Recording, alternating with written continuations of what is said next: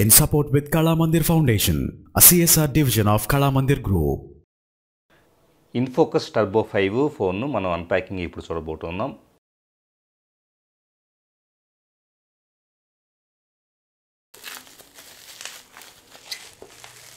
So ఇక్కడ మనకి InFocus Turbo 5 2 day long battery అని చెప్పేసి 2 రోజులు బ్యాటరీ బ్యాకప్ వస్తుందని చెప్పేసి చూపించబడుతుంది. సో ఇక్కడ మన ఫోన్ స్పెసిఫికేషన్స్ బాక్స్ మీద చూస్తే కనుక 5000 mAh బ్యాటరీ ఉంటుంది. కంప్లీట్గా మనకు 2 days బ్యాటరీ బ్యాకప్ అనేది వస్తుంది. అలాగే ఫింగర్ ప్రింట్ స్కానర్ అనేది ఉంటుంది. సో 7999 రూపీస్కి అంటే 3GB ర్యామ్ 32GB స్టోరేజ్ ఉన్న ఇది మనకి 7999కి వస్తుంది. సో ఈ ప్రైస్ రేంజ్లో మన ఫింగర్ ప్రింట్ స్కానర్ అలాగే 13 మెగాపిక్సెల్స్ బ్యాక్ కెమెరాతో ఉన్న అద్భుతమైన ఫోన్గా మనం దీన్ని కన్సిడర్ చేయొచ్చు. సో ఈ ఫోన్ మనం అన్ప్యాక్ చేస్తే కనుక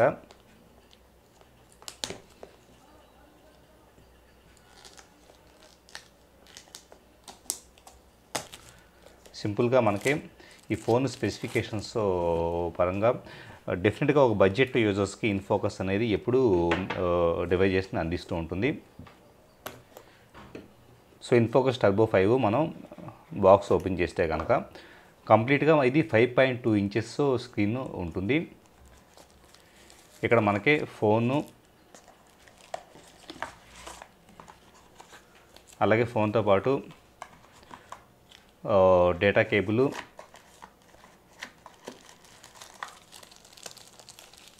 ఛార్జరు అలాగే మనకి సిమ్ని బయటకు తీయడానికి సంబంధించిన ఎజెక్టర్ అనేది ఉంది.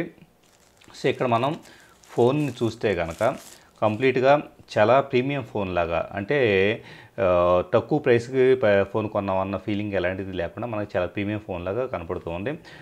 సో ఇన్ఫోకస్ టర్బో 5 డెఫినెట్గా తక్కువ ప్రైస్లో ఒక మంచి లుకింగ్ ఉన్న ఫోన్ని కోరుకునే వాళ్ళ కోసం చాలా యూస్ఫుల్గా ఉంటుంది.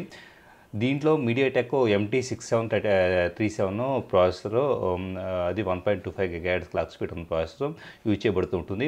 సో ఫస్ట్ టైం మన ఫోన్ ఆన్ చేస్తే కనుక కంప్లీట్గా స్క్రీన్ రెజల్యూషన్ కూడా కంప్లీట్గా స్క్రీన్ క్వాలిటీ కూడా చాలా కాస్ట్లీ ఫోన్ యూజ్ చేస్తున్న ఫీలింగ్ ఉంటుంది. సో డెఫినెట్గా ఒక బడ్జెట్ యూజర్కి ఒక మంచి పవర్ఫుల్ ఫోన్ కావాలనుకునే వాడి కోసం ఇది ట్రై చేయవచ్చు. 5.2 ఇంచెస్ స్క్రీన్ ఉన్న ఈ పర్టికులర్ ఫోన్లో ఇక్కడ బటన్స్ బ్యాక్ బటన్ కావచ్చు రీసెంట్ బటన్స్ కావచ్చు ఇవంతా వచ్చేటప్పటికి కెపాసిటివ్ బటన్స్ ప్రొవైడ్ చేయడం జరిగింది. అలాగే ఫోన్ అడుగు భాగంలో మనకి USB పోర్టు ఇవ్వడం జరిగింది. ఫోన్ పై భాగంలో ఏదైతే 3.5mm ఆడియో జాకు అలాగే ఫోన్ ఫ్రంట్లో వచ్చేటప్పటికి 5 మెగాపిక్సెల్స్ కెమెరా ఇవ్వడం జరిగింది. బ్యాక్లో వచ్చేటప్పటికి phone rear camera 13 megapixels camera అలాగే ఫింగర్ ప్రింట్ స్కానరు అలాగే LED ఫ్లాష్ లైట్ ఇవ్వడం జరిగింది. అలాగే వాల్యూమ్ ర్యాకర్స్ అలాగే పవర్ బటన్ ఫోన్కి రైట్ సైడ్ ఇవ్వడం జరిగింది. Phone left side SIM tray అలాగే మైక్రో SD కార్డును పెట్టుకోవడానికి ట్రే ఇవ్వడం జరిగింది. సో కంప్లీట్గా మన ఫోన్ డిజైన్ పరంగా కావచ్చు లుక్ పరంగా కావచ్చు చాలా కాస్ట్లీ ఫోన్ ఉన్న ఫీలింగ్ వస్తుంది. సో బడ్జెట్ యూజర్స్కి మాత్రం డెఫినెట్గా నచ్చి తీరుతుంది.